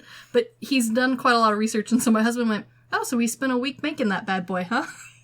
No, that's how Metal Cage is. He can just fucking do it. Just did it. Yeah. Cranked that project out in 2 hours. Yeah. Metal. Burned his fingertips along the way, but it's fine. Oh, it's such a fucking cool axe. It is a very cool axe. Okay. So, anywho, finally, after this, we get Mandy's logo, and it is so fucking cool. It starts off as just a generic heavy metal logo of just spelling out Mandy, and then it starts finding out a unlegible death metal logo. Oh yeah, no, if you've been around the death metal band logos, especially the t-shirts and posters sort of scene, you know what we're talking about. It's viney, it's crawly, it's almost got scratches feel, it's almost like it could drip blood at any moment. It's dope. At times. Yeah. Side little reminder. This is an hour and 15 minutes into the movie before we even see the actual title card of the movie. Yep. This is, and from here on out, things go fast. Well, man, I fucking love this part. This is where all the fuck yeahs came from. Oh, I knew it. Yeah. God, I love this part. I love this whole thing. But, so now Cage is strapped with 2 arrows and an axe. 2 arrows and an axe. So metal. Yes. And he's ready to take on the biker gang. And the first one, he shoots out their tire, and then he tries running them down with his car. Yes. Okay, so here's the part where I love that he doesn't there's nothing explained about the Black Skulls. Yes. Because they're killable, but the thing flips his car. And not even in the you hit it and it gently flipped it. No, full on metal music video style, full speed, flips over. Drive angry. Yeah, drive angry. Yeah, actually, drive angry style. Oh. And it's at this point where you realize that, okay, this weird-ass biker gang might not be what they originally seemed. Yeah, because we're like, okay, they're demons. And then his friend's like, oh, they're just a biker gang that took bad LSD. And then this shit happens. Yeah, so, I don't know what's in that LSD they have, but it made them invincible. Yeah. And so, Cage is captured. Yep. Again. And this is another potential religious iconography, because the next time we see him, one arm is tied up and the other is nailed to the floorboard. It is, yes. And we're also, now that we're regaining our senses with Cage, we realize we're not just trapped anywhere. We're in the biker gang's new house, which they've clearly taken from somebody else. We have no clue. And so, I mean, it's a drug den. It at this point has turned into a drug den. Yeah. And so he kicks the first biker down an almost what seems like an endless hole. And as he's walking around the house, he stumbles upon the third biker, who is watching very cheesy 80s porn. It's real bad. And tries to take him out over it. There's a dope fight between them. Yes. He has a penis sword. Yeah. Because why not? Yeah, why not? Because why not? You know, if you're going to be... Another phallic symbol to penetrate. Yes, which turns out to be his downfall, because he gets stuck in the floor. Yes. Don't ever get... Don't do that. Yeah. It's a bad idea. While all this time he is yelling, that was you ripped my favorite shirt. Yeah. Which actually ties in later into the movie. It does. And so while he's there... He snaps the second biker's neck, which lame, but okay. I like it. I think it's badass. It's definitely got a badass vibe. Everyone else went down with a little bit more flair, though. Yeah. I mean, they're the minions. They're not the main boss. This is true. Where he proceeds to snort some cocaine, just off the table, get his weapons back, and take a sampling of that cosmic LSD. Because, you know what? What could go wrong? Yeah. We're now on crack. So cocaine. Here's actually my question at that point. So Jeremiah Sand offers them LSD. I wonder if Jeremiah Sand was the one who gave them the bad LSD to begin with. I don't know. It's a question just because we do find out there's another drug dealer later, but because the vessel that they take it from is the same one that Jeremiah provided them. This is true. So it kind of makes me think of whenever cult leaders have like their private army. This is very private army. Exactly. That's what made me start thinking of that. But yeah, could be. Again, no answers to any of this. It's all just speculation and my stupid. But you know, why not? Conjectures. And so we get the final shot or the final fight with the final biker who gets shot through the throat. Does not seem to bother him. And proceeds, they fight it out. They do. Which It's a full-on apparently, Duke. this scene was a pain in the ass to shoot because they had to do it in one day. They did. They filmed One it. night. They filmed it. What was it, like a quarry or something? An active dig site. Yeah. And so they had permission. They had one day, and it wasn't just one day to film it. They had one day to get there, set up, film, and tear down and be completely out. Yep. So good Cosmatos luck. explained it as a living hell. Yeah, I bet. And so how Nicolas Cage takes him out is dope. He gets him on his knees and slits his throat with a fucking axe. It's very cool. It reminds me of like some Zasamel shit from Soul Calibur 3. Oh, yeah. Yeah. Yeah. Fuck yeah. They've nerfed him in recent games. He sucks now, but whatever. Eh.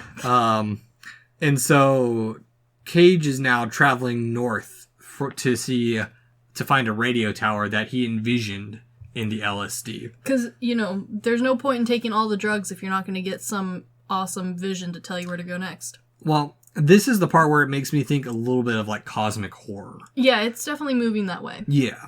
And so he finds the radio tower where he meets the chemist who is holding a golden gun. Because reasons. I don't know if it's a James Bond reference. Also, rest in peace, Sean Connery. Yeah, so sad. 'Tis a shame, even though he wasn't a man with golden gun, but still sad. But and the gun does, while I can't confirm that it is the exact same style of gun, it has the James Bond vibe to it. It feels like an old World War II style gun that happens to be gold. Yes. And so Cage isn't there to kill him, and Cage starts tripping a little bit more. Yeah. There's a tiger that's released, which the tiger's name is Liz, which I guess in the original script it was a lizard. And then Cosmatos showed up on screen, or showed up to set one day, and he's like, oh yeah, Liz is a tiger now. I like the tiger better. Yeah, it fits more. Well, and it also, the tiger doesn't do anything other than be a reference to Nic Cage's shirt. Yeah. Which is fine, but also, it also brings back around the heavy metal poster vibe, because, what heavy metal band wasn't complete without a cool tiger in the background? He's really letting the tiger out of the cage. It's another one of those sort of things where you're like, what is Liz and why is she here? To be badass. Yeah, he's also got, millipedes at his feet and shit, too. Okay, that one I think is him tripping balls real fucking hard. Yeah. However, the millipede scene was filmed with real live millipedes. Interesting. So that's not CGI. Them real millipedes that Nic Cage had to stand in, I think. That or some boots had to stand in. Either way, no thank you. I don't care. It's a lot of millipedes. Yeah. And so Red is now sent north to find the cult. Just north. Just kind of over there. And at this point, we begin to see a transition from civilization to, the ethereal realm that Red is starting to see in his mind, or the cosmic. Because we're cut to a animated sequence. A really dope animated sequence. That reminds me of, I've seen some of the animation from Heavy Metal. I've not seen the movie altogether. Yes. I guess that part of the scene, because Mandy is standing over a corpse that she pulls a green orb out of. And that's a reference to that movie specifically. Yes. And thank you, trivia page on IMDb. And these animated scenes have a very, bright, colorful contrast to the rest of the movie, which is really nice. But they're also done in a really beautiful comic book style that brings back around the whole, I don't know, the whole, heavy metal music video that, at one point this was kind of a trope to have in your music video was, the dope animation scene that made no sense. Oh, I just realized where I more know the animation style from. The South Park episode where they're, spraying cat piss in their face. Yeah. Yeah. It's got that vibe. Yes. And so Cage begins to hunt down the cronies. He finds their church, which is a shithole. It's interesting. It's an interesting wood frame. It's an interesting wood frame. It's in a shithole. It's in a quarry. It is in a quarry. I originally liked the church because it's kind of, it's almost like a second true location at first, because it's an actual building. We see the whole thing kind of like they did with the house, and it's got kind of a cool structure where it feels very vacant and almost unfinished, but it has the openings and cuts in it that kind of reveal more in a sort of way. And then we immediately go down in a hole and kind of forget the church is there, because there's a basement to this church that goes on forever.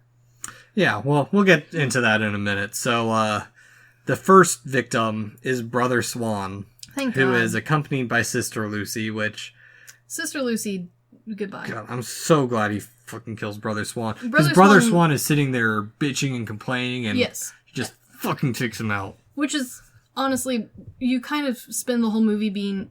You're mad at the entire cult as a whole, but you kind of have two that you're the most mad at.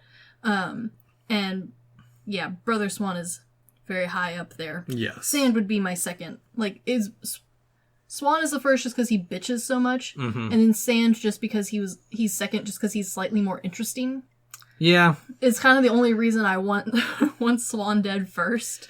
Yeah, but also at the same time we see Lucy is left because she is young and naive. Yes.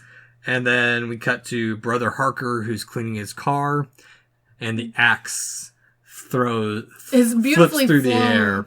Lands directly in his forehead. Right into his dome. Fuck yeah. It's very metal. God, it's awesome. And then probably the most metal fight scene of this movie comes where Red is approaching the church and Brother Klopek is sitting there. Yes. And he pulls out his chainsaw. Yes. And oh boy, is it it's a long chainsaw. It's an impressive chainsaw. It's a very long chainsaw. After watching this movie, I recently finally got around to watching Texas Chainsaw Massacre 2, where Leatherface uses his chainsaw as a dick.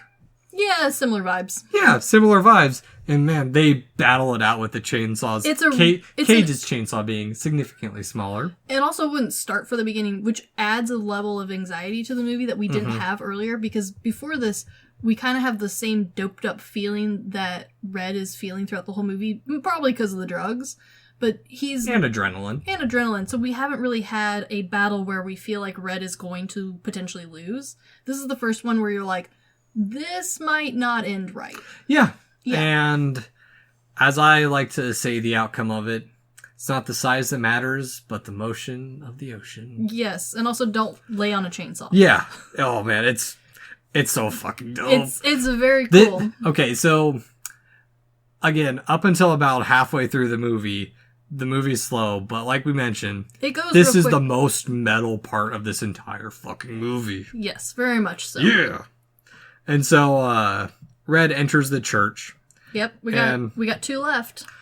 I like this interior shot, honestly. I do too. I like the wood framing. I do too, and then we leave it, and I was kind of bummed. Yeah, it's so short. I honestly would have probably preferred the old lady, Mother whatever her fucking name is, to have been confronted in the church itself. That might have been better. And then finding... maybe. I kind of meant it mostly to balance out the symbolism from the house. The house felt very much like a sanctuary, and the church was kind of meant to symbolize a sanctuary, but then it like hides a pit of snakes in a way, I guess. But I think that's great why they don't have the confrontation in the church. The church is just... a facade. Exactly. Yeah, okay, yeah, I'll take it. Yeah, and so he finds the hole underneath the pulpit. Yes. You know, like every single video game ever. Yes. And fucking Mother Marlene... Dick sucker number 1. ...tries to latch on to the next young thing. I actually have latch on into my notes. She's trying to save her own skin with the only thing she thinks she's good at, which is... sucking dick. Yeah, being, as she calls, a sensual lover. Yes. Whatever floats your boat. Sure, honey, but it does not bother Red. His one true love is dead. So is she. Yeah, he fucking decapitates her. And then takes her head and bowling ball style rolls it in to our main man, Sand. God, I love his death so much. Shocker, he's gonna fucking die. Of course he's gonna die. Honestly, though, I like the few scenes we get right before he dies, though, because he could have turned around and faced the head of the last of his cult in, like, a manly or even metal style, and instead he takes it like a little kid and kicks it away like it's gross and icky to him. Yes. Yeah. Because he's a fucking child. Because he is a fucking child. But I like that we continue to solidify our hatred for him, even in his last moments. Yes. And so, I think this part is great because Sand's hatred has followed him, and he begs for mercy. He says, "I'll do anything. I'll even suck your dick." Yeah. Now he's trying to latch on. Yeah. Yes. But at this point, I guess you could say, or look at it like, he's trying to do the only thing he ever expected of his followers, was to do whatever they wanted, whenever they wanted, even something that he thinks is as degrading as he can possibly think of. And to him, that's what he thought of. Yeah.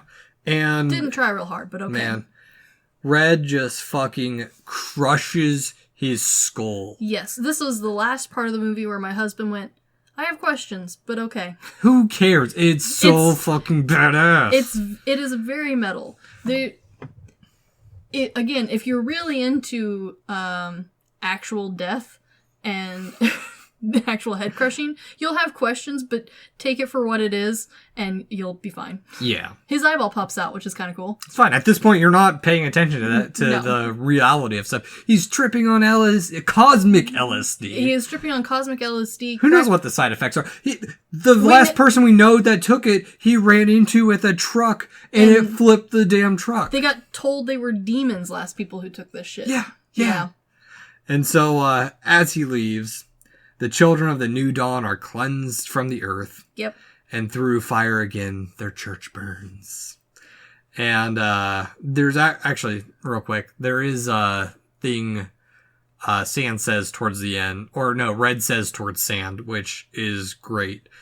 He tells him that the psychotic drowns where the mystic swims.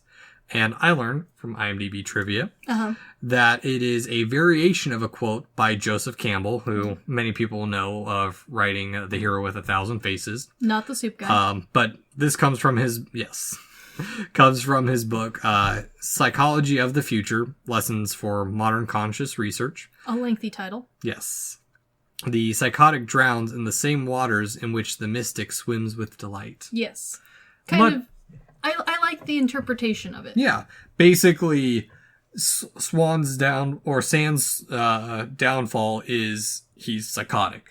Well, if he had been a true mystic, he might have been fine. Sure. But he was hiding his psychosis with his mysticism. Sure. And you could even take it to read that Sand's downfall was his own making, because where he failed, Red succeeded.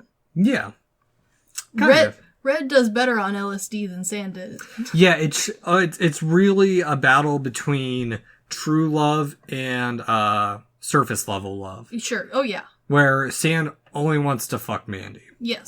He wants to possess. Yeah, exactly. He wants to possess because he's a child and he just wants. Yeah, and Red, even though he's not on her same wavelength, they're complementary to each other. Exactly. Where he's able to indulge her, but then wishes he was Galactus. Yes.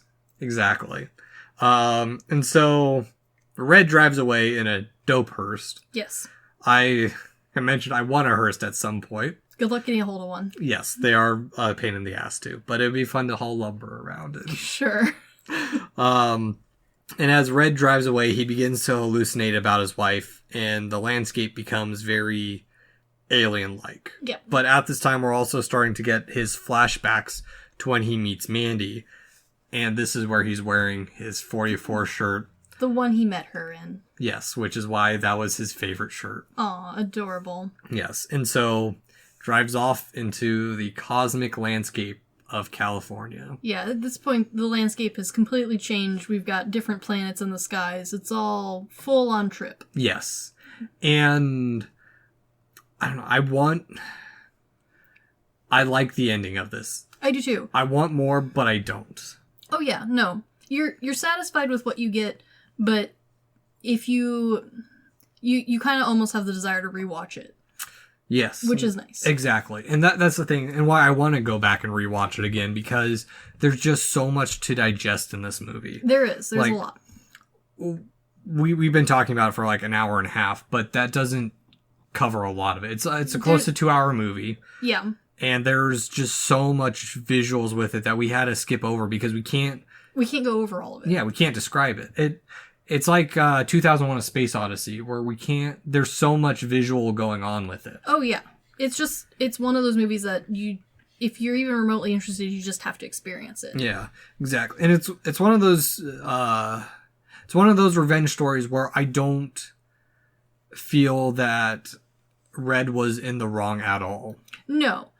I mean, don't take drugs, don't kill people. But at the same time, in the context of this movie, yeah, you don't, and you also don't feel like Red was this perfect being who got wronged and deserves justice. Yeah. Red knows that he is an imperfect person, and he is desiring justice for Mandy. Yeah. Not for himself. Yeah. Well, and I actually, that's a really good point, because I think that's what we see most in revenge movies is it's a very selfish revenge for themselves. Yeah. And this one doesn't feel like that.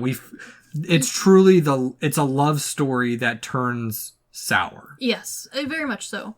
It's almost got the markings of some of the old dramas from like the Shakespeare style plays. Yeah. Which, a fun twist on it. I like it. Yeah. No, I just can't praise this movie enough. Like, honestly, it is one of my top movies at this point. Sure, I can see why. Yeah, I mean, the visuals for it are great, and don't get me wrong, Beyond the Black Rainbow has some great visuals to it, but it's lacking in the substance that Mandy has. Yeah. Which I think is what elevates Mandy to that high art house horror film. It's definitely in that. Yeah, it has its substance, it has its visuals, and they complement each other beautifully. Definitely. And on top of all of that, this film is scored absolutely perfectly. This isn't a film score that you're going to listen to by itself. Yeah. But without the score, this film would not have been what it is. Well, and the thing is, it's because it's set in the 80s, and we've seen a rise in 80-based horror films, especially with Stranger Things, more or less feeling like it brought it more to pop culture. But the 80s have definitely reached a point where they're not so recent that people feel like it's a close memory. It's definitely reached that point. It's almost some of this is almost a full decade before even we were born. Oh, sure. But it's the soundtrack doesn't, it's the synthy soundtrack, and it doesn't have, like, despite being heavily influenced by heavy metal, I think heavy metal would have ruined this movie. It would have completely ruined it. Yeah. No, the soundtrack for this was absolutely brilliant.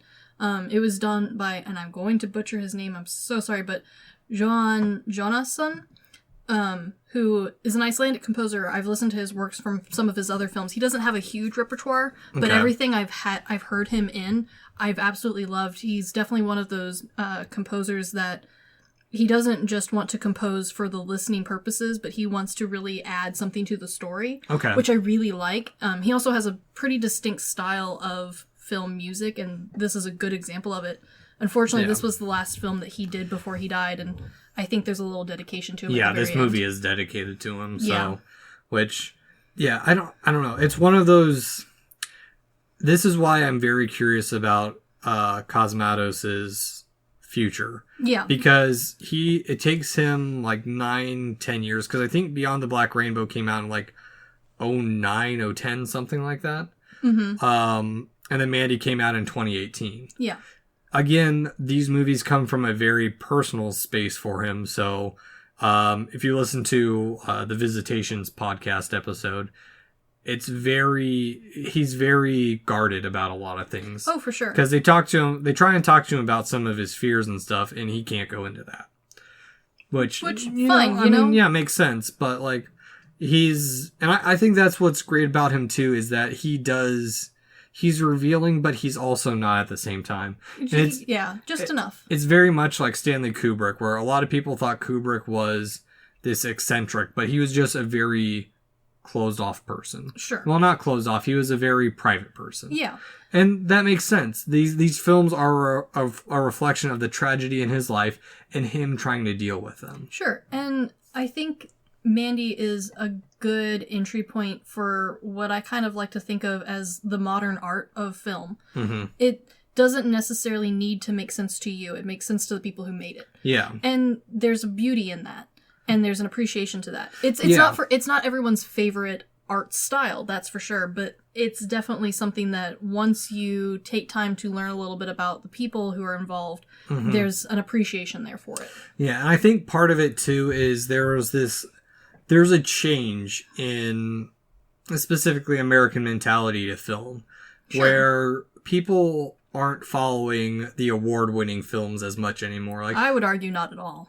I mean, I do follow them, but especially with like last year's selection, a lot of them you wouldn't have seen them in years before. Oh, for sure. Especially seeing Parasite, a foreign film, a Quentin Tarantino film, Joker, arguably a superhero movie up there. Yeah, for sure. Like, it was just an odd selection of movies where our nerd culture that arguably we probably got made fun of in high school in middle school a little bit. I think originally, yeah, but I think special, at least in America culture, we've reached a point where not being somewhat in touch with these pop culture figures is putting people at a disadvantage. And it's becoming so mainstream that there's becoming an awareness and an appreciation for more niche and nuanced parts to everything, to music, to film, to art itself.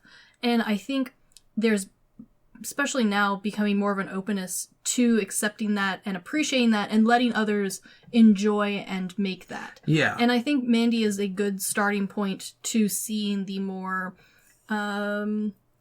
almost collective side to film as an art, because Mandy is an action, it's a horror, but it also pulls from cosmic, it pulls from so many different symbolism places, it comes from like a folky place at heart in some spots. Yeah. There's so many parts to this movie that don't fall into one category that you just kind of have to appreciate it for what it is. Yeah, because even then, like, I mean, it pulls from Charles Manson, who is America's kind of cult leader. He's definitely one of our more famous villains, I guess you could think of him. Yeah, great American villains. I'd agree with that. Even though that's a whole other story. But for sure. But yeah, Mandy's that little halfway point where it leans more towards the art side, but it's accessible. Whereas like Beyond the Black Rainbow, I would definitely say it leans super heavily on the high-end art side, and I can see why that put people off. Oh, sure. But I think Mandy is arguably potentially a good entry point to that if you don't mind a little bit of horror and a little bit of gore. It's not so much that the movie's unwatchable if you're not into that. Their scenes are short enough that you could easily close your eyes and get through it without any problems and still enjoy the movie to its fullest. Yeah.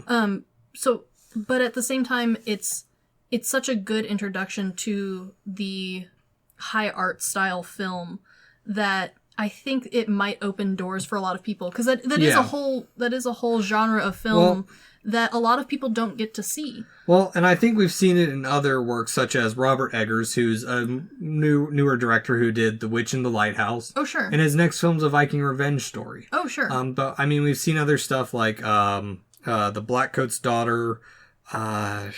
There's been a handful of them that I've stumbled upon that I can't think of off the top of my head. And I think this style of artsy storytelling did get its start earlier than this. And I think we are slowly building to a place where people are realizing that this is more of a genre than they originally thought. Like there are more movies that fall into this category that are similar but not the same, that just like walking through an art museum, you can take and appreciate and pick out your favorites. And I think we're slowly getting around to the idea of these film festivals where these more independent or more off the main beaten path films are becoming not just seen, but people are actively looking to find new things. They're wanting to find something that's outside of the Hollywood norm. Exactly. And I think it's becoming almost more normal to find the not norm film, which is really great because that means these films get put onto DVD with extra bits and bonus commentary. Yeah. And I can actually get a hold of them. Or we're able to find them streaming. Exactly, which I'm really excited to see more of them because I think streaming is where the artsy films really could take off really well. It's just getting them enough time and appreciation and eyes and money, that they are seen as valuable to put on those platforms. Exactly. So, at the end of it all, Chris, how would you rate / recommend this movie? This movie is a good movie. Don't get me wrong. It's not my favorite movie ever. But is it something worth watching? Definitely. This movie is very interesting. If you are even remotely interested by the idea of a cosmic art action horror film. Yeah. Take it at what it is. Do the research if you want, or don't. Just watch it and appreciate it for what it is. On the Cage scale, then, how much of a Cage movie is this? Well, this is kind of a hard one because this is a movie that met Cage head on and let him help develop the character in a way that I don't think a lot of his other roles let him. Yeah. A lot of his other ones developed the character for him, and Cage really got to do that himself with his own acting for this. Yeah. Which really shows off his skill, which is something that him and the people who really like him think him really great for, which unfortunately a lot of other people don't see. Yeah. And so I think if you remotely like Cage as an actor, this movie is a must-watch. This movie is a fantastic example of his abilities. If you like Cage for the campy side of things, that's not what you're going to get. You're going to get a beautifully executed film. Okay. It's not campy. I highly recommend everyone should watch this movie. Sure. Because for horror people, or non-horror people, it's definitely a movie that I think they could watch. A couple of our friends, this is a reason I didn't have a movie night, is because I don't think they would have liked parts of this movie. There's definitely scenes that if you're on the more sensitive side to horror, or if the concept of any body horror whatsoever really puts you off, there's going to be scenes where you're going to need to at least stand up and go to the bathroom and get popcorn and have a friend holler at you to come back. But again, it's not movie ruining. No, exactly. I love this movie. I can't praise it enough.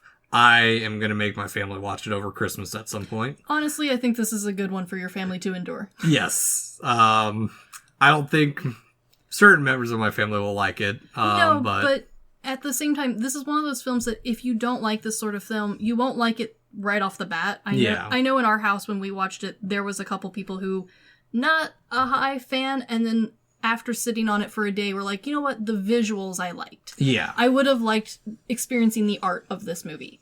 And so, yeah, I can see why you watch it at least once. I'm willing to make your husband rewatch this. I think he'd be willing to. He likes this artsy shit. Yes.